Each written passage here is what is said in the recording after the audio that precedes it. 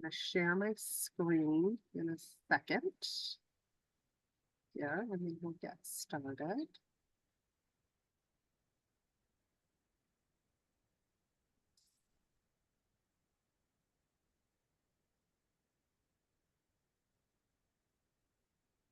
Can you see the PowerPoint?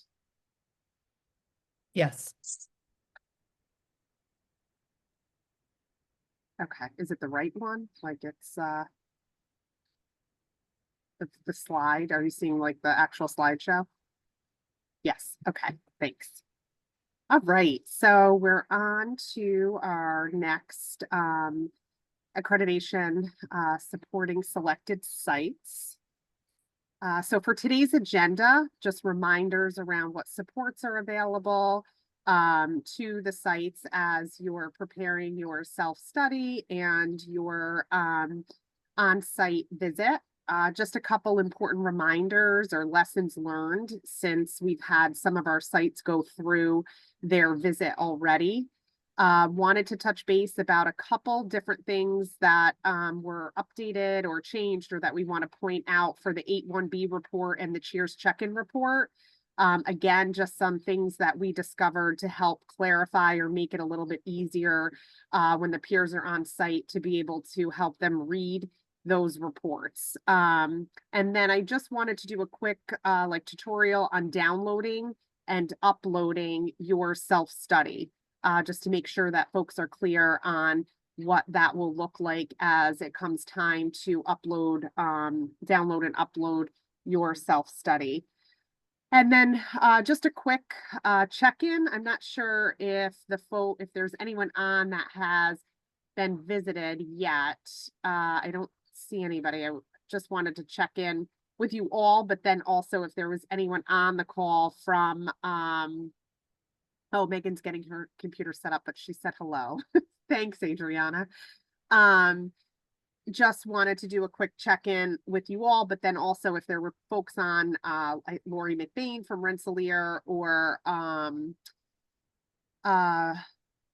Riza, I think has gone through, just to see if they had anything to share. And Chrissy Ames from Steuben Livingston. I don't see them on, but as we're learning things from their sites, we'll be making sure that we're sharing that info with you all. The only official report that we have is from Riza's group. So not, you know, nothing confirmed yet. And I have some questions out to HFA for some of the other ones. So as we learn more, you know, we'll share with you all. So that way, if there's anything we need to be mindful of when it's time for you to submit your self-study or your on-site visit, that we're sharing that with you to help prepare. And then Allison, oh, yep. sorry. No, sorry go to ahead. interrupt you. No, Chrissy did email me yesterday and she just gave like 3 bullet points to share with other programs if you okay. want me to share Awesome. or if, okay. Yeah. So just that they really looked closely at transition plans, service plans, observation, home visits, and supervisors, notes, especially with the frog. And they looked very closely at training. So Chrissy had to provide a lot of training logs. So just to be aware of that. And the last thing was the equity plan. They really focused on the family voice in that piece of things.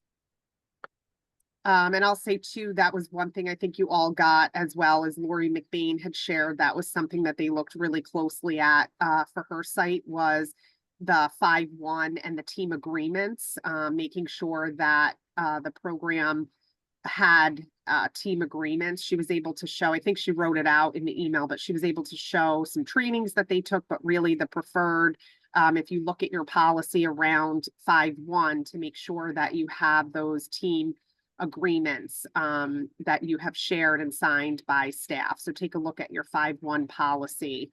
You got, you know, to if you're uploading things or to have available for them to look at. Okay, so just a reminder on supports that are available to you. So we've been doing the monthly webinars to share information and answer questions. Every single webinar that we've done, starting back from February of 2022 is recorded. All of the PowerPoints, if there were PowerPoints, materials, all of that is available on the HFNY website under the accreditation tab. So every single, like I said, every 101 that we did for that first year, and then all of these support calls for the selected sites are uploaded and available on the website. If you need to go back and listen to something, or go through the slides, they're all available for you there. You also should have all received your updated data chart with your individualized information for pulling your MIS reports. Those were sent to all of the programs in March of this. Oh, did somebody? Oh, sorry. I thought somebody was saying something. Updated chart with your individual information. Those were all sent in March of this year to all of the 15 programs that were going to be visited. If you don't have that, you can reach out to your program contract manager. They were CC'd on all of those emails as well that came from me. So they have them. So you can reach out if it kind of got lost in email, reach out to them and they can send that to you. We also have an accreditation tool that was updated in February of this year and also posted to the website. And that will really help you with the development of the self-study. So like what folders you're putting information in, standard by standard, what's the information that you need and what folder it needs to go into. So that accreditation tool should be helpful to you in trying to figure out like the folders and where you should put things and what information should go in those folders. So that is also available on our HFNY website. We also have the accreditation prep guide that is available on the website. That was the HFA one. Some of that they had shared as a little outdated with the 8.3 updates to the best practice standard, but still relevant to use and look over. That's where, when I did the presentation on, the agenda for your site visit, the interviews, like some of that information I got from that prep guide. So it's good to look that over as well. Your PCMs are available to review your self-study to ensure that all the elements are included. So everybody, and we'll talk about this in the reminders, but everybody should know when their self-study is due. If you do not, again, we'll talk about this in the reminder, but if you don't know, please reach out to your program contract manager and think about, having that completed like 2 weeks before the actual due date. That way it gives your PCM an opportunity to be able to go into each of the folders, look things over. We've created a tool for the PCMs to be able to go through and make sure that the information is in there. Everything that you're putting into the self-study, the narratives, your policies, those things have been approved by your PCM already.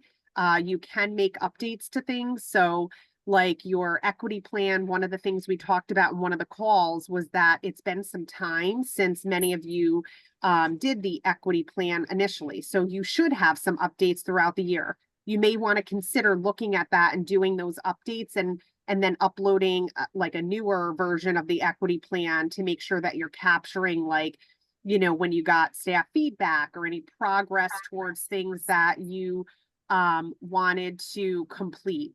Throughout the year. The same with your CQI plan. So that's right in the MIS. Although that was originally uploaded when you first did this, your self-study for OCFS's site visit, you can update that. You should update that to give some more recent information, just because then it'll show, that adherence to that ongoing work around the CQI project. So what you could do is update it in the MIS, print it out, and then upload that into that self-study folder, the corresponding folder, to show the updates to the CQI. And so, again, you know, you can work on doing that, get your things uploaded, try to plan to do that like 2 weeks prior to the actual due date of the self-study, because that will help you partner with your program contract manager for them to be able to go in again, make sure that things are there, provide any feedback they may have to you on, you know, if there's anything missing or, you know, if anything needed to be updated or changed. So, you know, consider definitely utilizing that as a resource for you. Um, and then documentation review and feedback prior to the on-site visit. So, you know, if, you know, I think about like if supervision notes is something you were struggling with, or, you know, cheers, if it's something that you want your CA team, your QA, TA, CA team, so PCANI, your OCFS program contract manager, to take a look at some of those things to just, you know, before the peers are on site, you know, looking at the documentation, please, you know, reach out, make that connection with those folks so that, you know, we can give you some feedback before they're available or before they come out on site.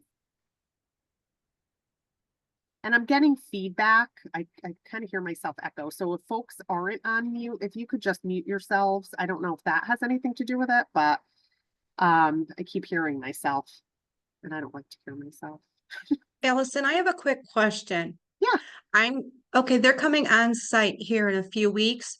If I made updates to my equity plan and CQI plan, do I just show that update when they're here, or do I go in and upload it? Because all my stuff has been transferred to them.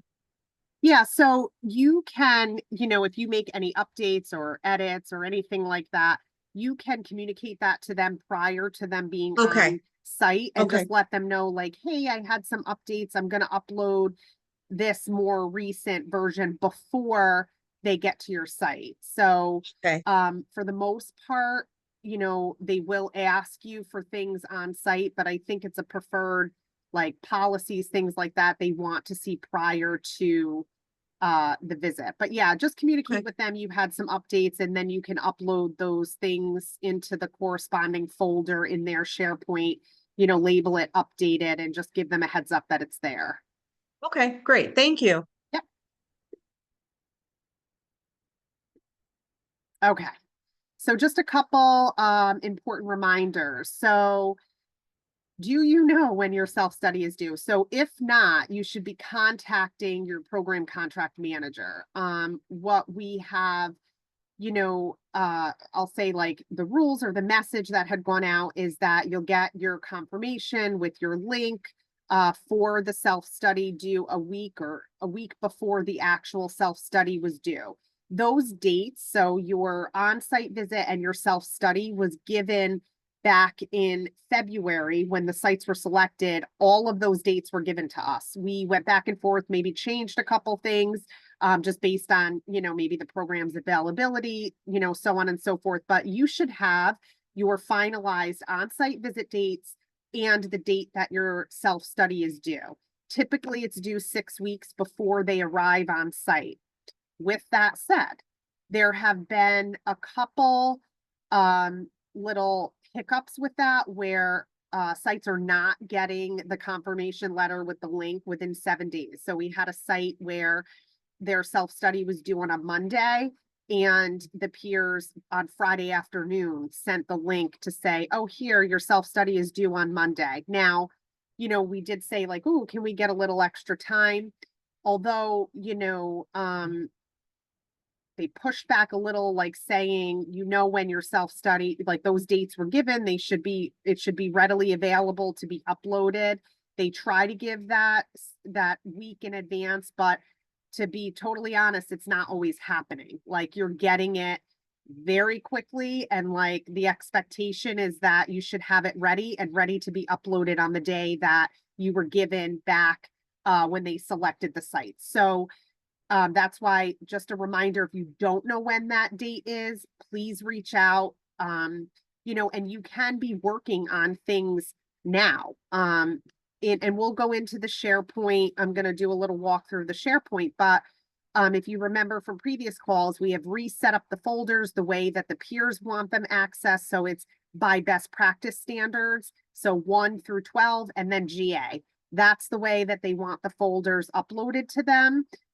So, you know, what we've talked about in the past is copying and pasting narratives for, you know, 1A, 2A, like, you know, the narratives that come from your ASR, you're going to have to copy it out of your ASR, paste it into a Word doc and upload that into the BPS 1A folder, and then go through and do that. They don't want the entire ASR because they don't know what that means for them. Like we do that here, you know, for our version of the self-study, but they want to see it broken up by standard. So you can be working on all of that now. You know, those things typically are not going to change. You can add things if you're like, I think I need a little bit more. And we talked about that, like, oh, I feel like I could strengthen this. You can update some of that stuff before you upload it. But the important thing is making sure you know when it's due and that you're working on it, you know, ongoing. So policies can all be, you know, copied into each one of the BPS folders under the policy folder. You know, you can upload all of your you know, the equity plan, the CQI, like we said, all of those narratives that have to go into each of those folders, all of your for standard 9, your interview questions, your, you know, staff resumes, so on and so forth. Like those, you can be working on that now. You don't have to wait to get the link for the self-study, like do it now. And then again, that'll give time to be able for your PCM to review those things, you know, and give any feedback or correct any, like, you know, if there's errors with things being in the wrong folder, it gives us time to do that. And then Alice, again, oh, go ahead.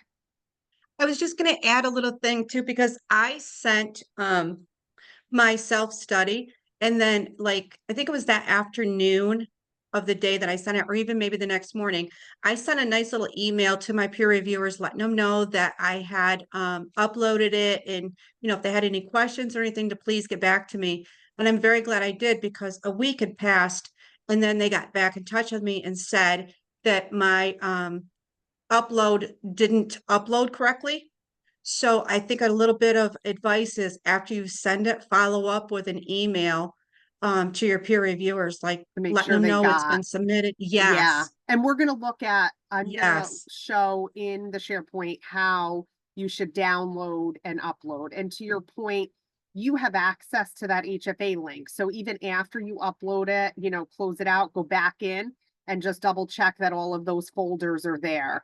We also had situations where they weren't able to open some of the documents that a program sent, but they're communicating if they're not able to. But that's a good point to follow up to say, yep, it's done. It's in there. Please let me know if you're missing anything or you have any questions. And then they should be communicating with you as they're going through, and will give you an opportunity to like resubmit something if it didn't open for them, or you know, things like that.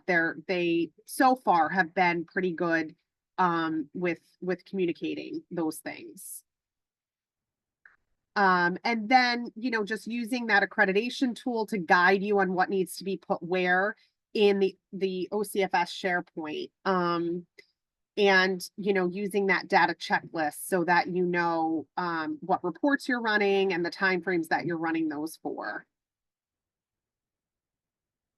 And then the other reminder is around the access to MIS. So I just want to make sure that folks know that the peers are going to need access to the MIS. That's where we keep, right, all of our documentation on families, on supervision.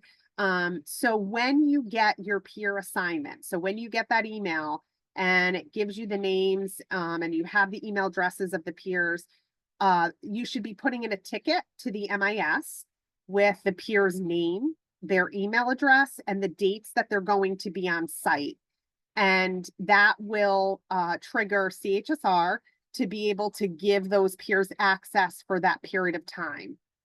So you want to make sure that you do that, you know, as soon as you get that peer review assignment. That way you don't forget, there's a lot going on. So that should be one of the things that you're doing, right away, so that CHSR has that ticket with the peer information. Go ahead, Esther. I see your hand up. Hi, yes. How will the peers know that they have access? Will MIS give us the passwords and stuff, or will they directly communicate with the peers? That is a good question. And Corrine is not on. I don't know that they give you the passwords. I can double check I do know one of the things that during Bushwick site visit was that some feedback was like that definitely saving some time to be able to go through the MIS with the peers so that they know where they're finding the information. Some of them have they've never seen the MIS, so they have no idea what it is that they're looking at. I can follow up with CHSR to find out exactly what that looks like with the access to see, like, are they sending it to them? Like, how is that working after they give them access? Typically, Thank you. typically I would think that it's a sign on for the peer, like through their, like we do with our, our username and password. But I'll confirm that, but in terms of like the tutorial around using the MAS, that will be on you guys. Oh, yeah. On the day that they arrive. They're going to expect that somebody's sitting with them, trying to help them navigate, like, this is how you look at home visit logs. This is how you're going to look at, supervision notes. This is where service plans are. This is where the frog is, to be able to allow them to do that. But that's a good question. So I'll follow up with CHSR about that. Thank you. I think Lori told me that the peer reviewer team that she had in her site visit, the team coordinator of that peer team is also coming to my site in 3 Oh, weeks. So okay. she's already familiar with MIS, but I'm Perfect. totally prepared to do a tutorial that, that I Yeah. expect that's not Yeah. a problem. But I was just, when I have gone to site visits, I'm giving the logins or whatever, for whatever I need to have access to, and the site has everything ready there for me. But if I provided MIS with all the information for them to directly contact if they needed to. So I wasn't sure. I just wanted to Yeah, make that's a sure. good question. So maybe what we can do is just, I can reach out to Corey, because I think she's been I think that's who I've been talking to with assigning the peer. So I can maybe ask her. Typically Corrine would be on the call, but she's away. So I'll follow up with Corey to see, like, if we could get something, like, what is that process? So you all know what that will look like. But definitely, to your point, like, sitting with them on that first day is going to be important, so that they know what they're looking at and where to look. Wendy. Hi. Hi. So I recently sent in a ticket for that purpose, and I just received a response from Corey. So I just wanted to let you know what Oh, she said. She said, perfect. okay, thanks. I have my calendar marked with your peer review information. I will activate the accounts as the date approaches and send you a notification. So it sounds like they do notify us when the peer reviewers receive Access. their information. Okay, so it sounds like it's going to go right to the peers, but that you'll be notified. Yeah, that's what it sounds like. Okay. Yep. Yeah, Okay. I got the same information, Wendy. Okay, Perfect. perfect. Yep. Great. Do we know if the reviewers, like, are some of the same reviewers going to the same sites? Yes. So Okay. something else that we talked about too is actually Matt Newman had asked the other day, like, we should maybe look at, like, who's going to what site. And, like, to Chrissy's point, like, these peers really found interest in these topics. These peers found interest, to try to track, what people seem to be interested in. So I thought that was a really good. So we're trying to gather that information when staff are doing debriefs with those programs, like, what was the feedback, right? We have some where there were some questions around different policies. So I'm trying to follow up with our TA person, like, can we get a little bit more information on this? Because you don't know the detail until they do the finalized report, because they do, like, they'll talk with they'll go back, they'll talk about their findings, you know, but we don't actually get the final, right, until you get that written report. So as we're hearing things, I'm trying to get some more information so that way we can be able to share that with you if there's things that we want to pay attention to as we're moving through. So we're going to try to do that. Like, okay, here's these peers. They went to this site. This is what, you know, they looked at. This set of peers. This is what they looked at. So far, I've communicated with my peers and they have, I think the one has been out doing other stuff because I have not had a lot of communication with her, but the other one has been phenomenal, just very friendly. I really was impressed. So I'm really optimistic, that personality will carry into The the visit. on-site. I will Yeah, it was. say, yeah, both for Lori and Riza, it seemed like a really positive experience for them both, like with the peers. Like things seemed to go well at you know, those two. Yeah, those two sites. Esther, you have your hand up? Yes, are you guys looking into being, I mean, are you guys welcoming into being invited to our exit interview or exit meetings? Because, I mean, that's where you guys can get all that information and I have no problem sending you some invites for that. You know, and also, that, you know, to Dawn's point too, I have had very little communication from my peer team, except for getting the notification that, yeah, they received my, I let them know that I uploaded everything and to let me know if there was a problem. And they were right away, yeah, everything works except for one thing. And then I corrected that, but I have not had any other communication on, okay, give me some extra documentation or get me some extra of anything. And we're at that 3 week or 2.5 week point right now. So I'm like getting a little anxious and thinking, okay, good. No news is good news. They don't need any feedback, any clarification, right? At this point, I would have already asked for the first half of the self-study, at least, if I had any points. And I just based on what I do, I'm trying to, figure it out. But I was wondering how much communication is everybody experiencing for those kind of like feedback or questions on clarification and stuff like that, because I haven't had anything other than tell me what hotel, tell me what airport, and just sending them the map of my new location. That's it. Yeah.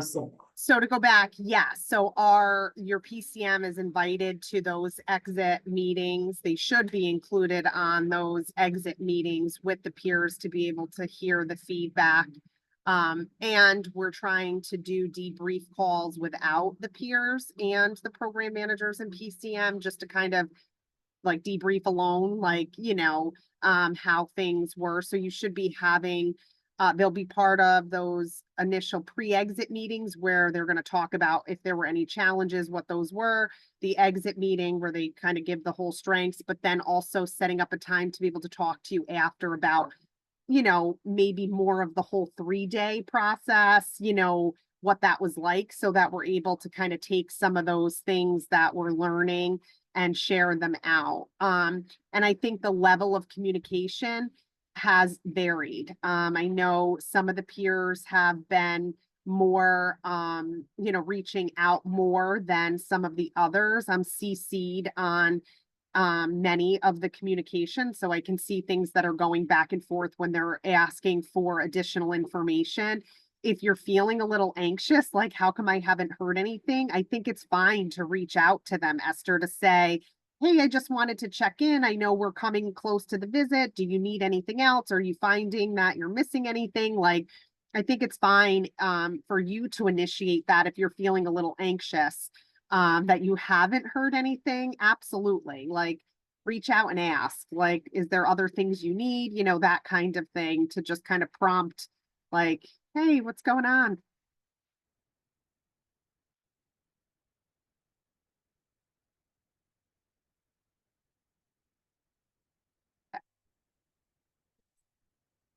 Okay, so I want to talk about a couple of the reports. Like I said, some lessons learned through some of the initial visits that we had. So for 8-1B, the annual case weight report, you're going to run this. They want to see 12 months for each worker for their case weight. One of the things that we discovered that was a little tricky for the peers, a little confusing, is that for some workers, they were missing some months. So they didn't have a full 12 months worth of case weight. And the reason for that is if you have a staff person that is out on leave and they don't have a caseload, they're not going to show up for that month. So they weren't understanding, or it wasn't clear, why there were only 8 months of data. Like, we need to see 12. So if there's questions about that, or even if it's something that you want to be proactive, if you know you have had workers out that they're not showing up for the full 12 months on the report because of things, you can print out the report documentation. So if you go into the MIS, before you even click the report, you'll see, and if I need to show this, I will, but you'll see, when you look up the report, it gives you like that, where you would click on the report, like the highlighted. Well, if you look all the way to the right, there's a piece of paper. If you click on that, this comes up, this report documentation that explains the cohort, what's happening with the report, like, all the different. And so you can print this and show them, because you'll see here where it says months where the worker did not have any assigned cases will not appear on the report. So that will help explain to them, like, yeah, well, the month of, June, July, and August, they're not showing up because for that they didn't have any cases. And, maybe they were out on leave, or maybe there was something else going on. But to just be able to help pull that together for them to show, like, yep, it's not 12 months, because for the months that are missing, there were no cases assigned to that worker, so it doesn't come up. So again, if you need to know, I can show at the end, if you want to see where I'm talking about where you would print this, you can do it for almost all reports. Oh, yeah. So Emily's saying, if we haven't yet added the 8-1B report on the self-study, should we just include the report documentation as well? That's a great idea, Emily. Absolutely. You could print that out and just upload it with the 8-1B report, so it's there, and they can, even if you wanted to highlight, because this was the tricky part for them, really, was about when the months were missing. So if you print it, do a little highlight, underline, or whatever, and upload it with that report so that they already have it, that works too. Good idea. So then you don't have to wait for confusion. It's there to show them, when they're reading it, why.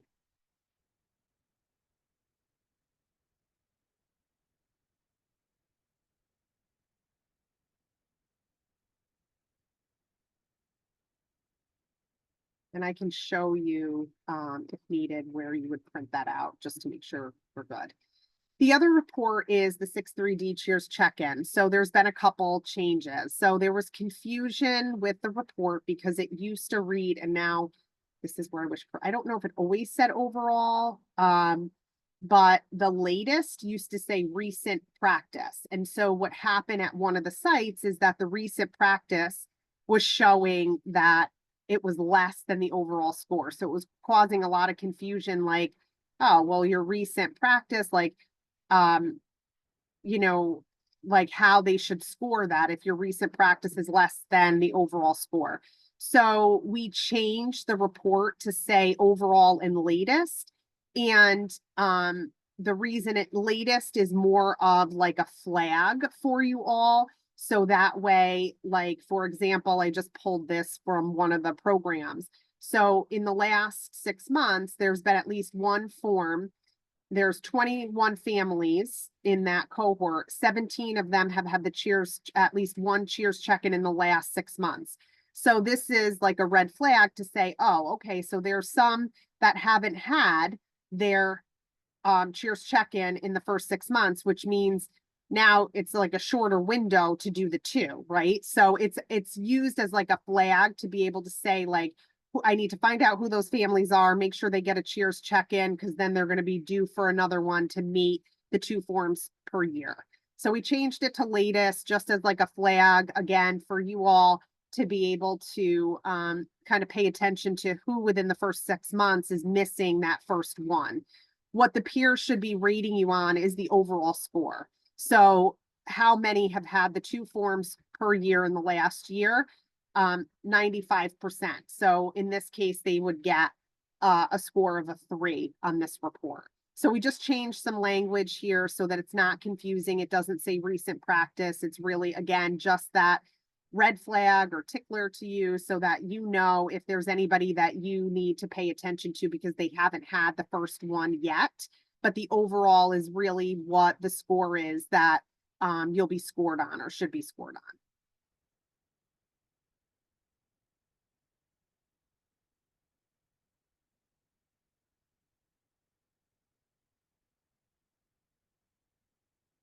So I'm going to stop sharing because we're going to do a quick tutorial on downloading and uploading. I got to go to my other thing. Oops. Oh, just 1 second.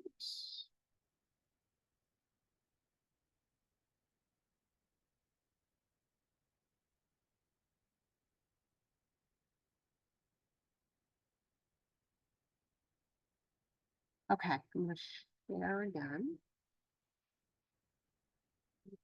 I think I'm sharing the wrong.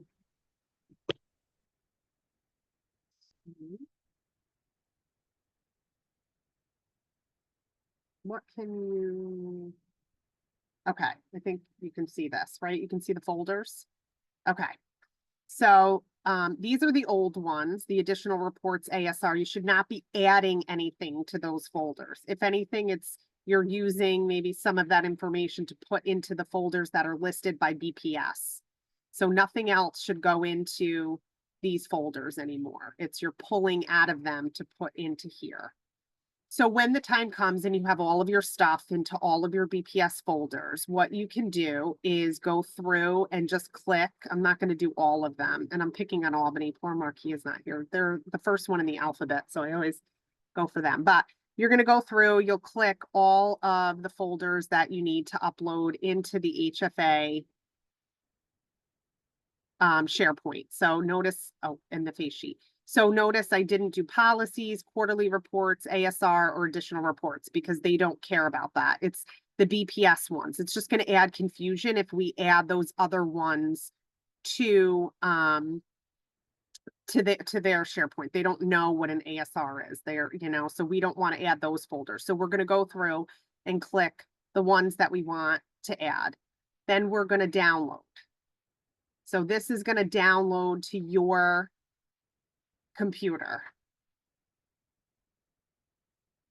And it might take a minute because there's a lot of stuff in there. So just bear with me.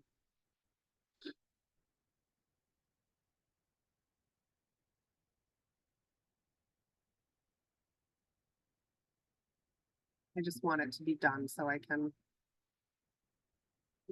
Okay. All right. So then I'm just gonna. Oops. So then pretend you go out, you go into now we're in the HFA SharePoint. So you now have clicked the link they've given you. There should be nothing in there. This is blank, but you should be able to see the upload. So then you're going to upload files. And in my downloads, you'll see this is what I downloaded, that zip folder. And I'm not going to really do it to Marquia's folder, but you're going to open it and then it'll upload into the HFA SharePoint, and what you should see in there only are the folders that you selected, downloaded, and uploaded into theirs.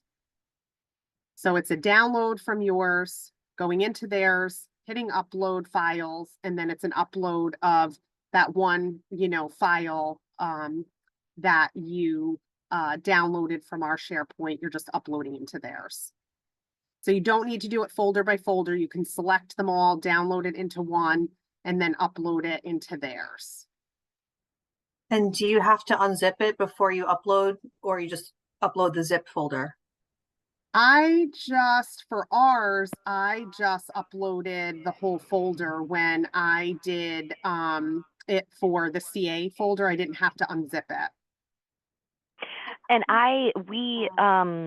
this is Melanie, in assisting a program just last week, when I,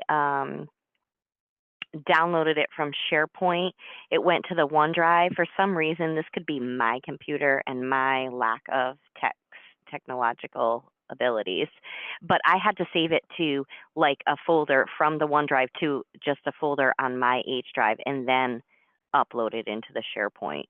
But it was the entire zip folder. I know that like Lori told me that she had a little bit of a hiccup with her uploading on her HFA SharePoint, that she ended up having to do one folder at a time. And it might have to do with the computer, how every computer is set up or something, or their own system. But when I did it and my download zipped, and then I uploaded the zipped folder into my HFA NY10 or whatever that they gave me, the link, then but then I was kind of like a little bit of a panic that, well, she had to upload one at a time. And I tried to upload just one BPS, and I did, and it was fine. But then when I realized everything was viewable on the zip, and it was working well, I couldn't delete the one that I did as a test. So just be That's careful true. that if you don't have permissions to delete. You That's just, right. not like our own shares that you guys created for us, we can do whatever we want, delete and Right. do more folders, but not on their HFA. So don't, and it is what it is. I told the peers, and they were like, yeah, we can see everything, and don't worry, it doesn't Yeah. matter that it doesn't look pretty anymore. But that's the only one thing I wanted to make sure you guys know. You won't Thank be able you, to delete it. Esther. Yes, so that happened to me too, because I tested it like first before I did, and then realized I couldn't delete what I uploaded. So I also, for the CA one, I had to reach out to say, no, like that's not the full, and they deleted it for me. But yes, once you upload something, you can keep uploading, you can't delete things. So good point. Thank you. Yeah, they don't give you permission to delete anything that you've already uploaded. All right. So.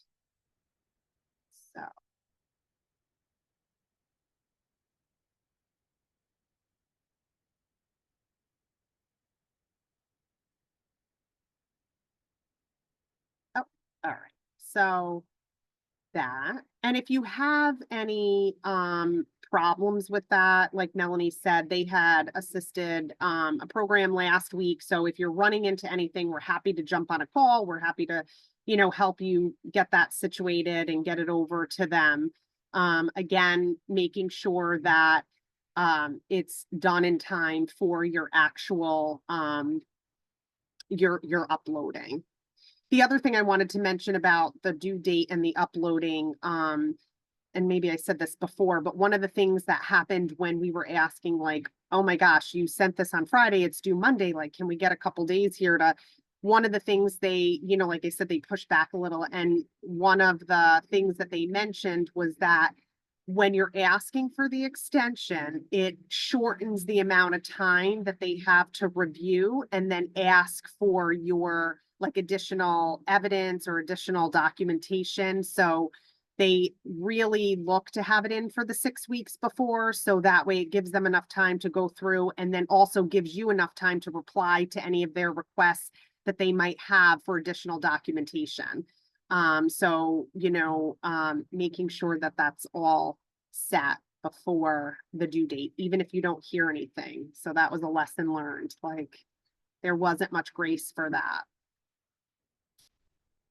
All right, so I just wanted to do a quick check-in with folks, see how you're doing. How's it going? What else do we need? Do you need? I was the site that had trouble uploading to them my zip drive. If they put it all in a compressed one, and on my end it was complete, but when they got it, it wasn't complete. There was a lot of holes in it. So, like I said, they didn't let us know until the following week, which I understand. They probably were out doing visits or, busy. I get that. But Melanie was phenomenal. She helped so much. Like I could have reached through the screen and just hugged her because she was so helpful. Because I was paranoid that I was going to do something wrong and lose everything, and I was like, Yeah. oh no. Yeah. Well, thank you, Mine is a Dawn. And month. thank you. And here's the thing, like I remember when I first had to like interface with SharePoint, it was a panicky feeling for me, and I'm not yet an expert. I don't know if I ever will be, but it can be nervy. So I'm glad it was helpful. We got there together. Well, you made it very comfortable. That's for sure. Thank you. I can't say thank you No. enough. Well, thank you. We had a question about the interviews with parents. Can they bring their kids?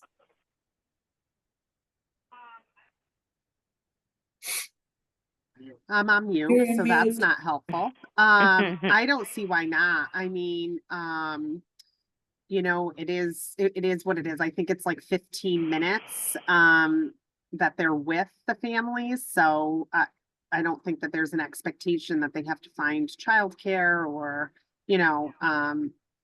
there wasn't any rule to say the kids shouldn't be there. So Because that's a We concern. know, And also, they don't want virtual. Is that correct? it's not that they prefer in person for the Okay. visits. They would prefer the families to come face to face, but also understand if not, that they could provide the Zoom option.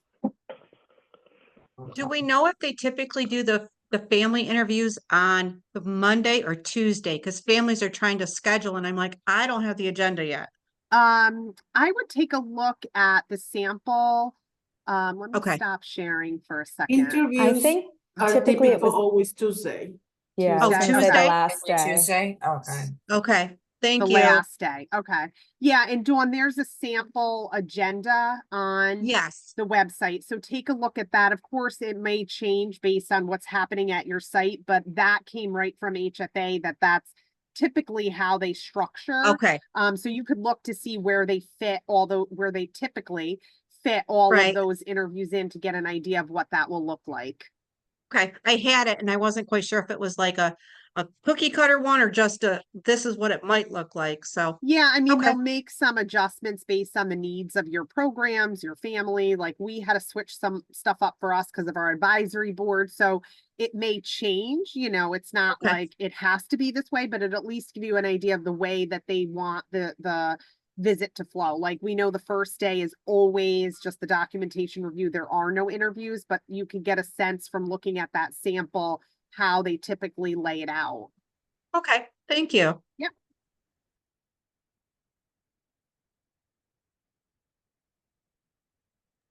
One other thing that I just wanted to, because of the agenda, once we get the agenda, then somebody from HFA also sends you an email asking you for your advisory board email addresses, and then your staff email addresses, so they can do some sort of survey, like whatever type of survey they have. It's a standard form that they have. And so be prepared to send them that really quick, because again, the quicker you send it, the peers get that information really soon, and instead of them getting it mid-flight to your site, and then they don't have a chance to review it, right? But also you have time to alert your advisory board and your home visitors and your staff to let them know, as soon as you get a survey, please answer it as soon as you can for us, so, and they know what it's about. So they're not like, oh, one more survey, I'm gonna put it away. They did mine like as soon as they asked for the nearest airport and hotel accommodations. I think it was that afternoon or maybe the next morning. They were asking for those addresses. So mine are, I hope it's a good sign. Mine is two that I have are very on board, very proactive, and Gosh, I hope it's a good sign. I think it is, because I just heard from mine, just on Monday.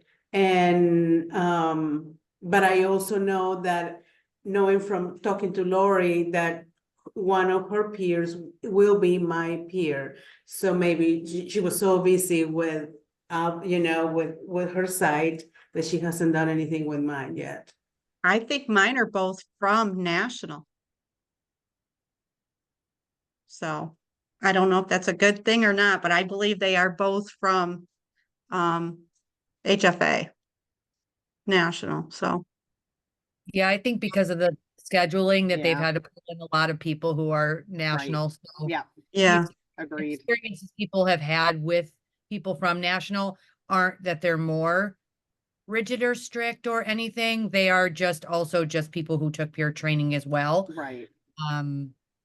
I know Carla's done a couple of them, and Carla's kind of doing invoicing and things like that. So she's not, And Shayna's our TA person, and she's doing one of the visits. So Yes. she works really closely. I meet with her monthly, so she's pretty familiar with HFNY. So she's been assigned.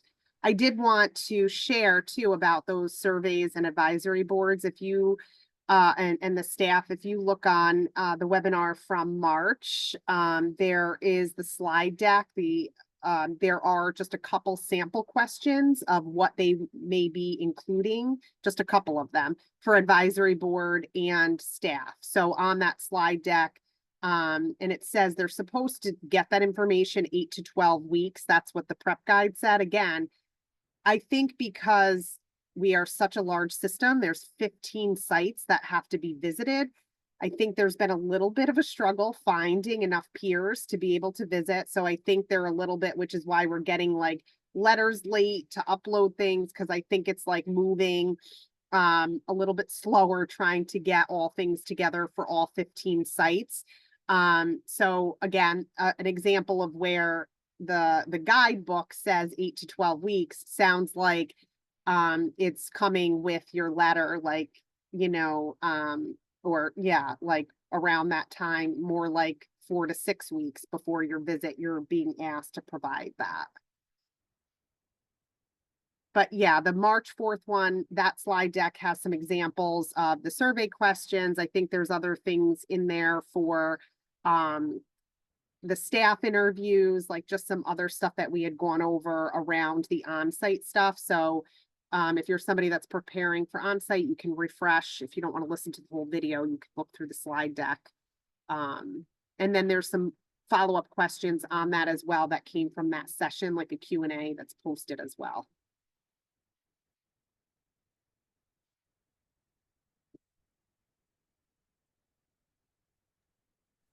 I have a question related to the documentation for Standard 9. I know that the HR letter that they can kind of provide covers some of the documentation for Standard 9, like the answers to interview questions and such. Does that also include like the resumes, and like do we still need to upload resumes and the blank interview thing? Okay. Yes. So just for the background checks and yeah, so if you look at that standard, it'll bullet out the things that the letter covers. So resumes is not one of the things that are listed. That has to be separate, uploaded like as a separate documentation to show the resumes for everybody there. Okay. But criminal background, that we use standardized interview questions. You have to do the sample interview questions, but then also because what they're looking for that one in particular is the answers to the questions, not just the sample, but like what were the answers? Sometimes that's tricky to get. So we did the letter because we're huge, right? So like trying to find all of that stuff for staff that have been here 17 years is like, oh my God. So we had our HR, and we did share the sample letter with you all on what we provided to HFA around the interview questions, the reference checks, the background checks, the EOE, to include all of that in a letter, uploaded that, and then we didn't have to show any additional documentation for that. but resume is separate. Mhm. Okay. All right, thanks. Yeah, any staff development plans for anyone that was hired that didn't meet, like all of that, you would still have to, share.